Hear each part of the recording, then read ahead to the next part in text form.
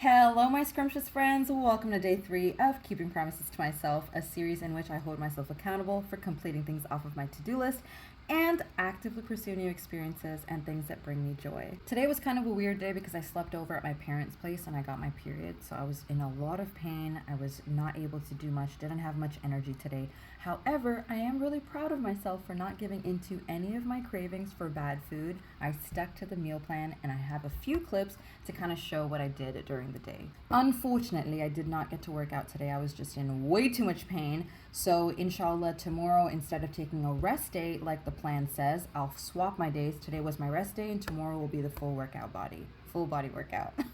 So I had my overnight oats for breakfast, and then for lunch I had the 2 ground beef wraps. These kind of got frozen while these were in the fridge, so we keep it real here. We show all the fails of the meal prepping. That's actually all the footage I have for today. However, before ending this video, I did want to share something that I thought was something important to relay that is part of this video and how this journey came about and why I decided to revamp the series. I kind of talked about it my night before Keeping Promises to Myself was being revamped, but when I posted Keeping Promises to Myself day 1 on YouTube, I actually wrote a whole bunch of stuff in the caption, so I'll just give a summary version of it here. So as some of you may know, the last month and a half I've been feeling very just horrible about myself, about life. I started falling behind in a lot of things that I was passionate about and things that brought me joy. I was feeling very burnt out and overwhelmed with work. I was kind of miserable and falling into a chaotic lifestyle. And so I started reflecting on myself and my life, and I decided that I need to do something different. And I need to take back my life. I need to reset my life. And some of the realizations that I came to were these. 1, I am the kind of person that needs some kind of tracker or some kind of accountability tool in my life consistently, because if I don't have that, I tend to fall back into a bad routine, chaotic lifestyle, and just bad habits. Number 2, I need to stop having such a focus on the end goal and really take my time with my journey day to day. Just get through one day at a time. And I think sometimes I confuse being en route to developing good habits and a healthy lifestyle and a lifestyle that I'm proud of with completing being there already. So I confuse the journey with the destination, and that leads to not good things. Number 3, I have finally accepted that I think I actually genuinely do have some form of ADHD. When I was in university and even before when I was in high school, before I had a phone or anything, so it's not even related to social media, I feel like I had a lot of difficulties completing tasks and projects from beginning to end. I would really be scatterbrained and jumping from one thing to another.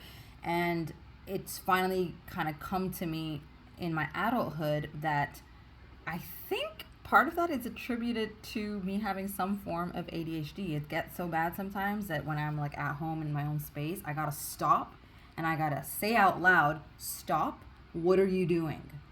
Focus. Literally, I'm not even exaggerating. And then I pick a task and I try to complete that before I move to like the 3-4 other things that I was dabbling in, instead of completing the one task. And before, I would attribute me not being able or struggling to finish tasks with, oh, you're probably just lazy, you're not disciplined, you don't have a good work ethic, and all of these things I would tell myself. And while some of those things might be true, I also feel like it doesn't help that I probably have some form of ADHD as well. So keeping that in mind, acknowledging that, embracing that, and accepting that about myself, I have also realized that that's probably one of the reasons I don't stick with workout plans from beginning to end, and I have difficulty developing a routine and sticking with it. So this series, I want to prove to myself that I can stick with the plan from beginning to end and really see it through.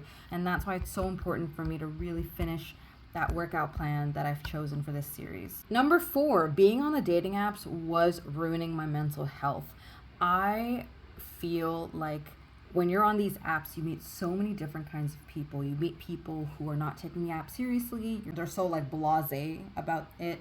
You meet people who are very immature. Some of them are super toxic and unhealed. And so you meet all these different kinds of people. And of course, you meet some people who are serious about the apps, good intentions and all that. But when you're constantly and consistently coming from a place of pure intentions and transparent intentions, and you're giving every single person you speak to that interest and intrigue and wholeheartedly coming forward, it can get very exhausting when you're met with like immaturity. And when you end conversations, you don't ghost people, you end things with grace, and you thank them for their time, and you kind of part on good ways, or you try to at least, and you're met with this immaturity some of the times. It can get very exhausting, and it can get very discouraging. And I think that constant disappointment was really getting to me, and my heart can only take so much and could only take so much. So it was taking a toll on my mental health. So for now, I have decided to be off of those apps and just focus on myself, focus more on pursuing things that bring me joy. And that's why this series is very important to me, because it will motivate me and push me to actively pursue more things that bring me joy, and really pour into the things that make me happy. And number 5, last but not least, I have to understand that my body is different now that I'm in my 30s, and not compare myself to my body when it was in its 20s. Maybe in my 20s I could get away with just eating whatever I wanted and do a little bit of exercise, and I was like snatched back to normal. But as you get older, there are changes that happen to your body, and it's not good and it's not bad. It's neither. It's just a fact. It's going to happen to your body, and the sooner I accept that and set realistic goals and expectations of myself, and take the necessary healthy measures to make sure that I can develop a lifestyle that I am proud of, that I can be consistent with in the long run, the better it is for me. I never used to need to count calories. I never used to care about fat percentage. I never used to care about protein intake and all that stuff. But because of the lifestyle I'm choosing to have and the body that I would like to have, it is important for me to do that. And as hard as that may be, and as new as that may be for me, that is okay. It's part of getting older. It's part of changing your life. It's part of changing your lifestyle, choosing your lifestyle. And I think that was an important realization that I needed to come to, that stop talking about what you used to do and what used to work for your body. Talk about now. You've tried many different things, and this is a new approach you're taking to your fat loss journey and your muscle building, strength training journey. And let's see if this works. And if it doesn't work, we'll try something else with what works for our body now. So I hope these lessons, or these realizations that I've come to recently, resonate with someone else out there who might be kind of going through the same thing, and is on this fitness journey as well. I understand that it's difficult. Trust me, I'm right there with you. And we just got to be kind to ourselves. We really got to pursue things that bring us joy and people that bring us joy, and let go of the people and the things that do not bring us joy and they drain us. Truly, they're not worthy of our time. Truly, these things are not worthy of our time and attention. And I just want to lead a life in which, if I am meant to make it to old age by the grace of God, I want to look back at my life and be thoroughly proud of the life that I've lived, and content, genuinely content, wholeheartedly content with the life that I've chose to live and the experiences that I've had, and not have any huge regrets of my life.